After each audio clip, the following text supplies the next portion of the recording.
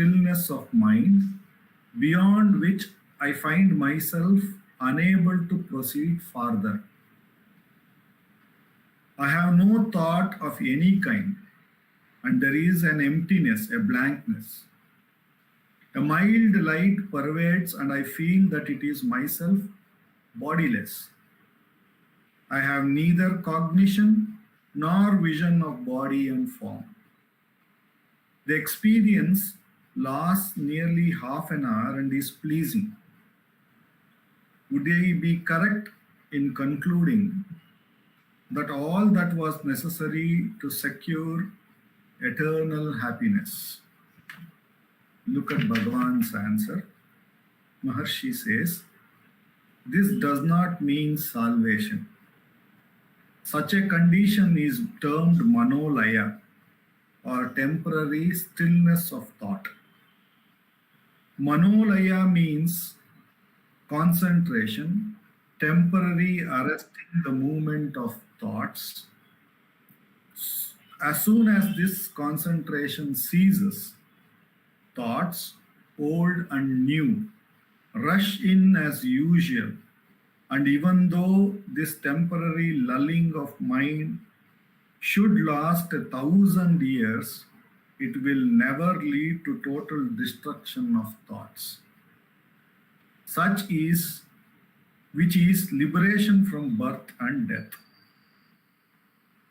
I repeat the last sentence again. Manolaya means concentration, temporarily arresting the movement of thoughts. As soon as this concentration ceases, thoughts, old and new, rush in as usual, and even though this temporary lulling of mind should last 1,000 years, it will never lead to total destruction of thought, which is liberation from birth and death. The practicer, here Natarajanji highlights this part of the text. The practicer must therefore be ever on the alert and inquire within as to who has this experience. Who realizes its pleasantness? Failing this enquiry, he will go into a long trance or deep sleep, yoga nidra. I repeat Bhagavan's answer. This does not mean salvation. Such a condition is termed manolaya, or temporary stillness of thought. Manolaya means concentration, temporary arresting the movement of thoughts. As soon as this concentration ceases, thoughts, old and new, rush in as usual, and even though this temporary lulling of mind should last 1,000 years, it will never lead to total destruction of thought, which is liberation from birth and death. The practicer must therefore be ever on the alert and inquire within as to who has this experience, who realizes its pleasantness. Failing this enquiry, he will go into a long trance or deep sleep, yoga nidra. Here Bhagavan is saying what happens. There is many times where we experience a kind of stillness in our sadhana that is not even for moments we will not know there was a world, there is a body, we are meditating. Everything seems to have been sort of dissolved in some silence, in some emptiness. And after waking from that, we feel very pleasant. We feel very nice about it. Now, there are two things which we should know. That if it is something that comes, then it goes away. That cannot be the truth. That cannot be which really is. This is a fundamental rule. That means who am I, or Advaita or Vedanta is trying to teach us is not something new to be acquired. The Vedanta, the Advaita, or the who am I is making us to realize what really is here and now.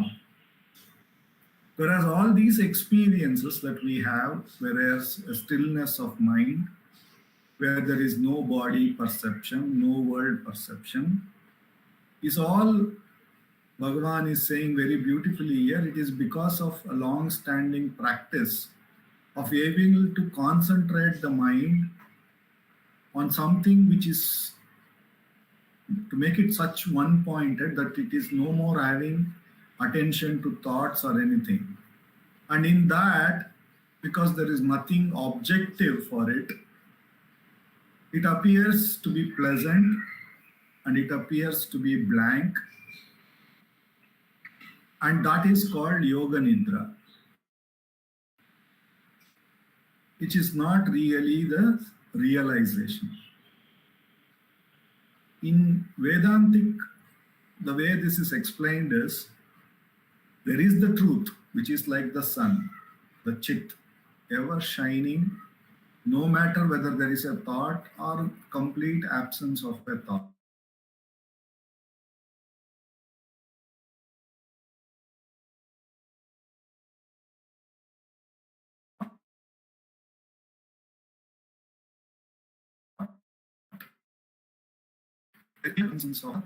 From that, a reflected light, which is called Chitabhasa.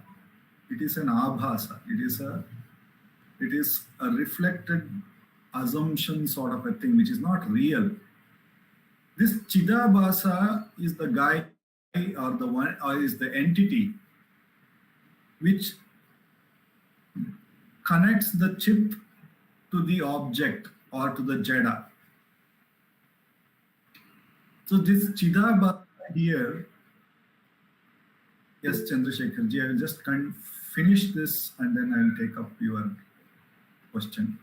This Chidabhasa here is the one who is always looking for some experience. He is the knower, he is the doer. Therefore, Bhagavan says, to whom is this? Enquire. Only when we enquire the true nature of this Chidabhasa with the reflected light, we see that it has no light of its own. It is deriving the light from the pure sun. That is, in the Vedantic way, it is said the sun is shining and there are multiple pots. And if the pots have some water, then we see the reflected sun in there. In the same way, though it is the pure consciousness, the pure awareness which enables us to recognize, this Chidabhasa claims that it knew, it experienced, it did something. And that is the one to be inquired. It is the one which says, I know it, I knew it, I experienced it.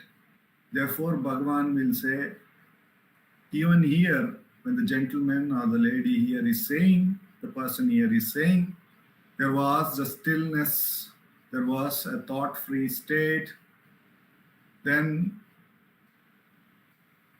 who was that? That is the inquiry. That is the need, that is the time we need to inquire, catch the thief who is making the claim, who seems to be the one who wants to claim. Only if we inquire about him is the reality of that claimer. We see that the claimer will not be there. There is nobody to claim. Then what remains is the pure awareness, which knew the claimer, which knew what he claimed, but yet it doesn't claim. It is not even Sakshi. It is just shining, and in its light everything appears and disappears. So therefore, that inquiry, Bhagavan says, when this person is claiming, we should be aware, we should become alert, and at that point we should inquire, who is this one who experienced this silence? Who is this one who experienced this blankness? Who is this one who is claiming that it is pleasant? It is very, very important for us to know, because all of this, as I said, is something that is appearing and disappearing, happening and going away. That cannot be the truth. Therefore, there has to be a truth which is here and now, even when all of this is absent, or even when all of this manolaya is present, or this state is absent or present. There is one truth which is ever present, ever shining. Unless we recognize it here, unless we recognize that it is completely that, it is the pure gold, all other thing is only a reflection of it, and therefore it is that also. Until we recognize all stuff is made out of only that, and that alone is, we will be carried away by this Chidabhasa, whether it claims very verbally when all thoughts are happening. So just by recognition of that truth, this claiming, these thoughts may still come, but one recognizes that the true knower, the truth behind all of this is that one single truth. None of this is real. And yielding to any of these claims, it's like the mirage may continue to appear even after we recognize that there is no water in it.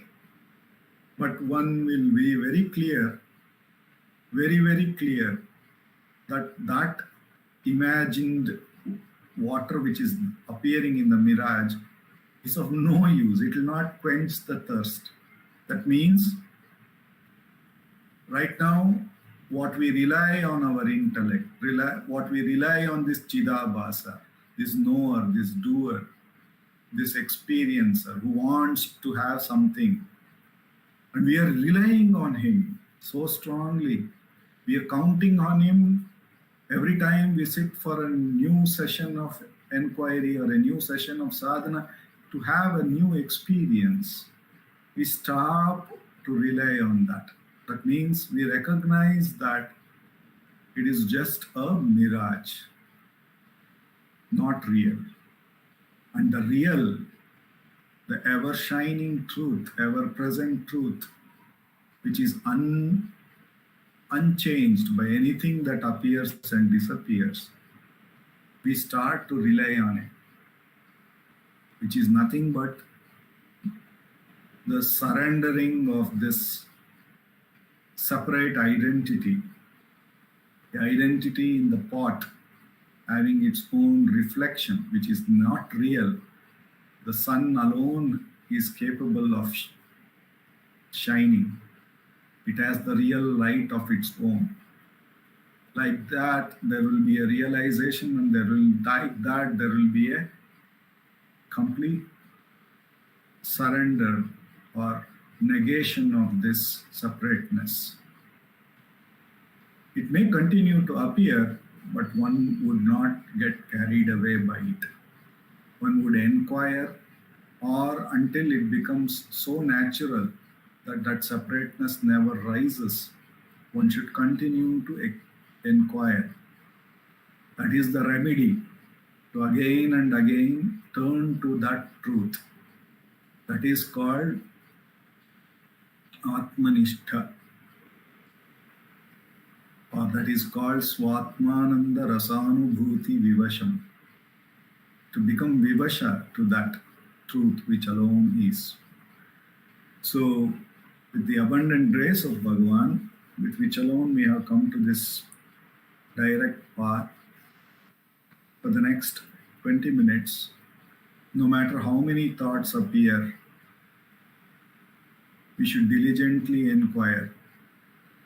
No matter how, whatever is our objective experience, we should be alert towards the truth and inquire to whom is this appearing. And that is the way to become alert towards the truth, the self which is ever present, ever shining. And with repeated practice, Bhagavan assures the mind will gain enough strength, becomes enough ever, becomes pure from these desires and doubts to remain silent so that the pure truth, the ever present self alone shines. With Bhagavan's immense grace, for the next 20 minutes, let us practice Atma Vichara.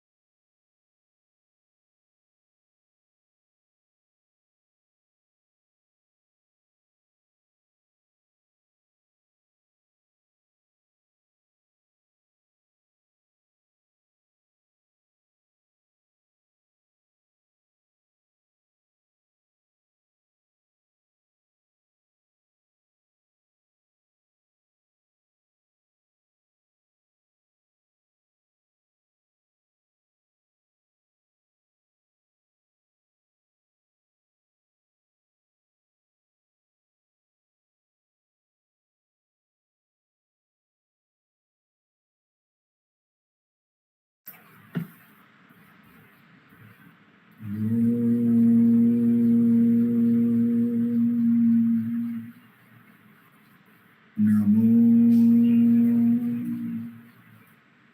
Bhagavate Shri Ramanaya. Morna, Sarada.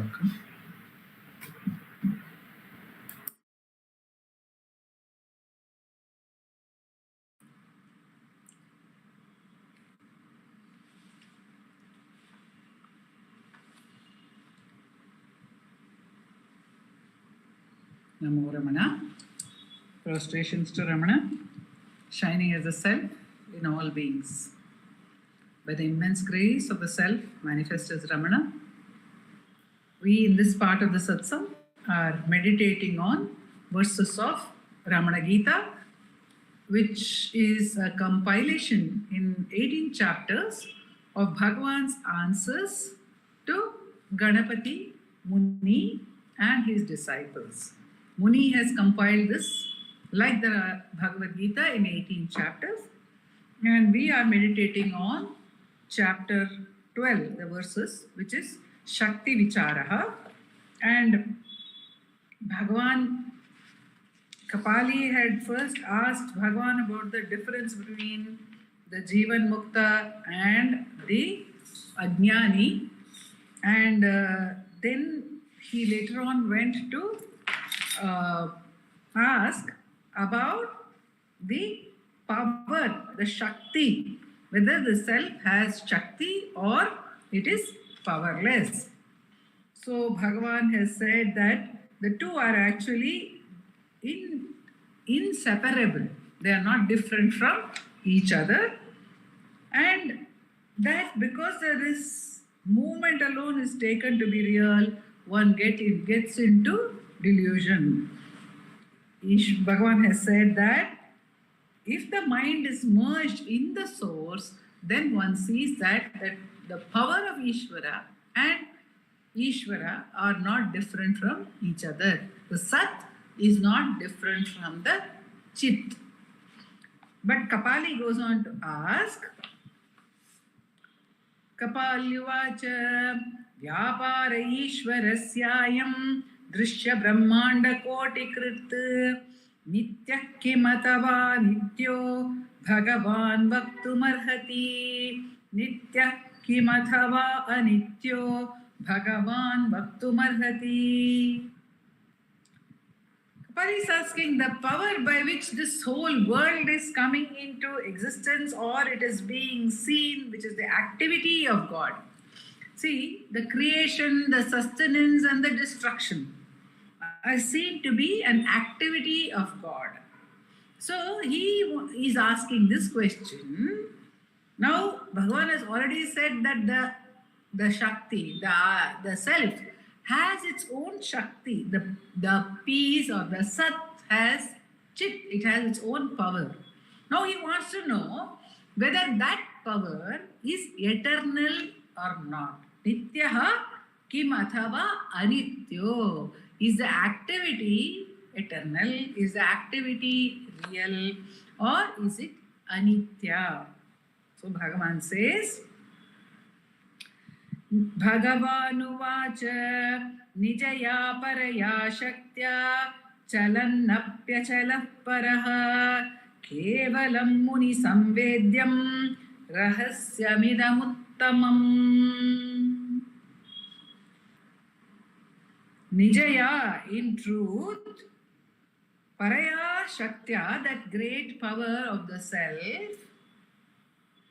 chalanyapyachalah paraha, though it appears to be moving, it is achala, says Bhagavan. And then he goes on to say, kevalam muni samvedyam. Only the sages understand the secret, how that which appears to be moving is actually unmoving. So the question of the activity being eternal or non-eternal is not there.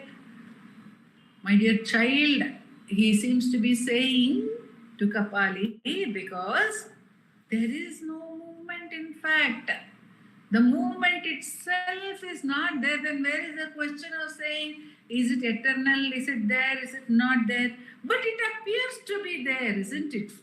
Because of this, he says, this secret of the movement which appears not actually being there is known to the sages, it is known to the Jivan Mukta. But for us to understand, if we want to perceive it, how do you explain it to one who is not a Jivan Mukta? And Bhagavan is so compassionate. Once a question is asked, he is answering because it's a sincere seeker. And that seeking of Kapali is there in every one of us. We want the activity to be eternal. We want the manifestation to be eternal. We want things to be good in the manifest universe. We want everything to be good in what we see. We want everything to be good with this body. We want everything to be good with the bodies of the near and dear ones. We want everything to be good in our own country, in our own society, in the human society. What do we know even of manifestation? We do not know the manifestation which is Anuvaraniyan Mahato Mahiyan. It is so vast. Nandakumarji was sharing with us the other day that scientists thought that the Big Bang is the beginning of the universe, and now they are able to see with their such powerful telescopes beyond or behind the Big Bang, and they found that universes were existing before the Big Bang. The Big Bang is said to be the origin of the universe. And there are multiverses now, there is not one universe. So it is so immense. It is immense because the mind's potential to multiply is immense. The mind's potential to multiply is infinite. So what does it matter? What we want is the eternal good of the manifest universe. That's why Bhagavan initially says, see there is no activity at all. But for us, if we want to see it, then he says, okay, Chalatvameva vyaparo vyapara shaktiruchyate shaktya sarvamidam drishyam sasarja paramah puman. Oh, great one among men. Only movement is activity. Chalatvameva vyaparo. If there is no activity, if there is no movement, then what do you call power? See, we see activity to be power. We see movement to be power. And so he says, Sarvamidam Paramah Puman. The Paramah Puman, not you who are great among men, the Paramah Puman, the great supreme person, he has made all this happen by his own power. The activity is not apart from him, it is his own power. So the Sattaya hi chit, Chittaya Aham. Now, when we see this internally, when we see the multiplicity of thoughts, the rising and setting of thoughts is an activity which we are all aware of. In fact, all our experiences happen because of this rise and set of thoughts. So, what happens? We have to understand that they spring from a source, which is the self. And not only do they spring from that, in Arunachala Pancharatnam, Bhagavan clearly says, Tvai Arunachala Sarvam Bhutva Sthitva Pralinam Etat Chitram. That is, this chapter in a way is an expansion of what he has said in the Arunachala Pancharatnam. He starts with Arunachala Pancharatnam with Karuna Purna Sudhabde Kabalita Ghana Vishwarupa Kiranavalya. Actually, there is nothing, there is only the light of the self.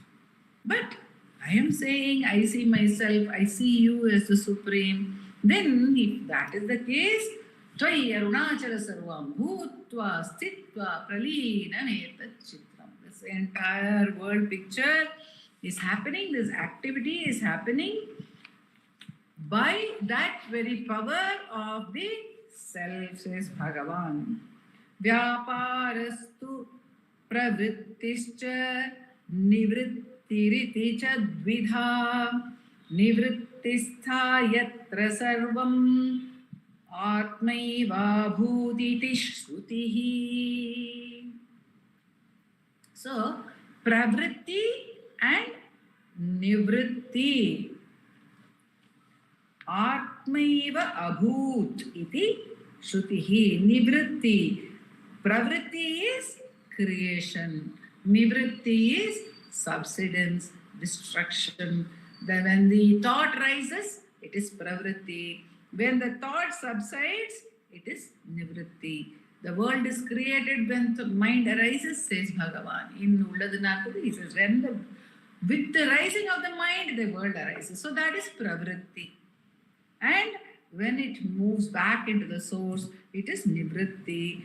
Nivrittistha yatra sarvam atmaiva abhut iti shrutihi. The Veda has said that everything becomes a self when the nivritti happens, when the subsidence happens, everything becomes the self. Abhut, it becomes. So Bhagavan says, Nanatvam daita kalastham gamyate sarvamityataha abhut iti padenatra vyapara kopi gamyate. So, Bhagavan says, why is this? Why is it called Nana? Because it appears to be multiple. It is called Sarvam. In the previous verse, he had said, no. Vyaparastu nivrittichat vida nivrittista yat sarvam atmaiva abhut. When everything dissolves. So because we see multiplicity, the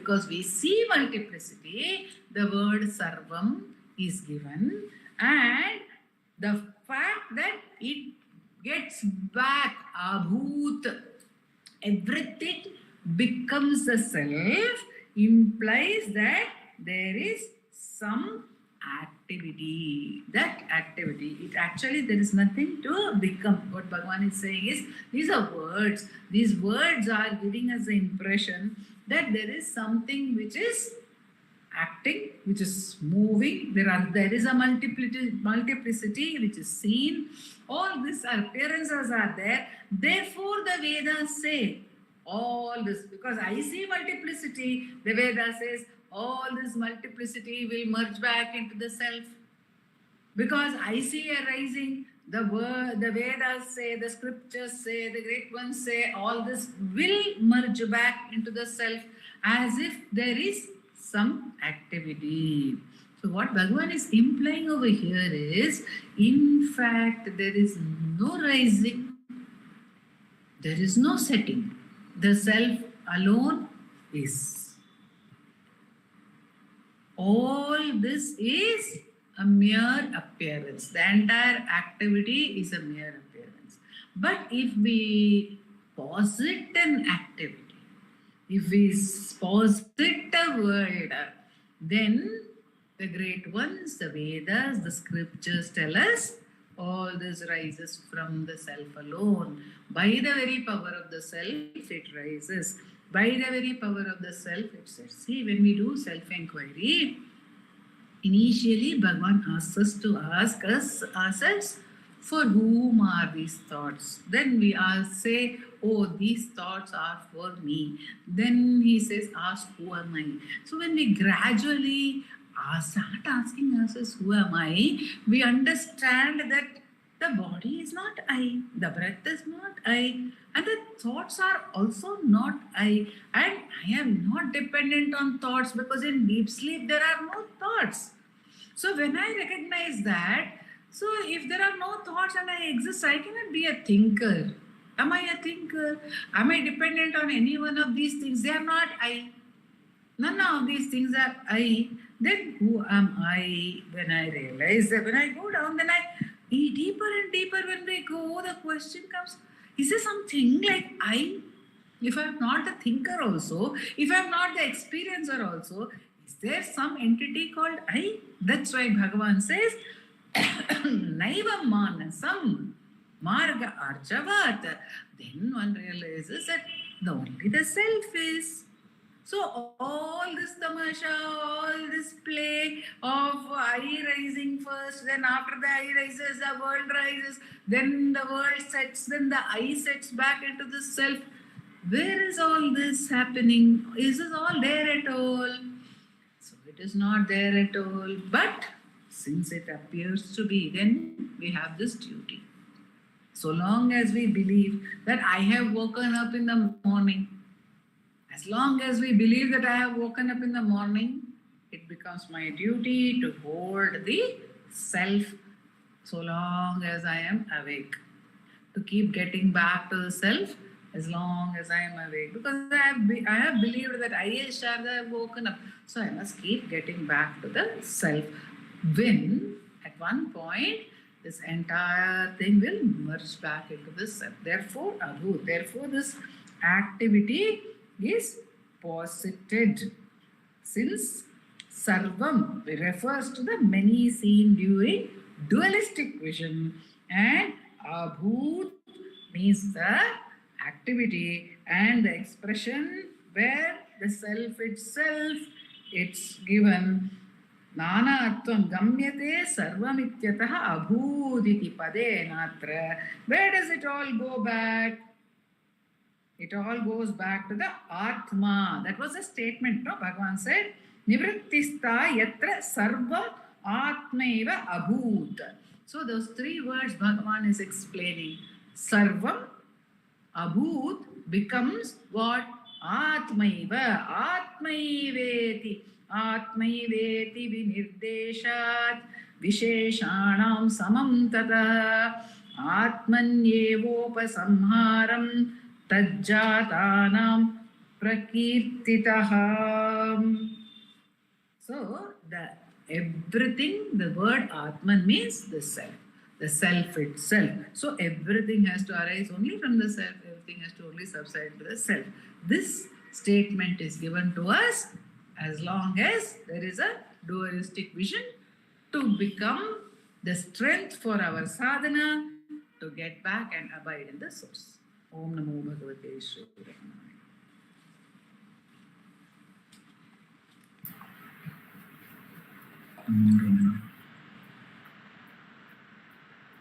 Apara Satchit Sukhavarirashi Yasyormimatram Bhuvanam Samastam Guhahitam Tam Ramanam Gabhiram Chinta Vihinam Hridi Chintayami Chinta Vihinam Hridi Chintayami.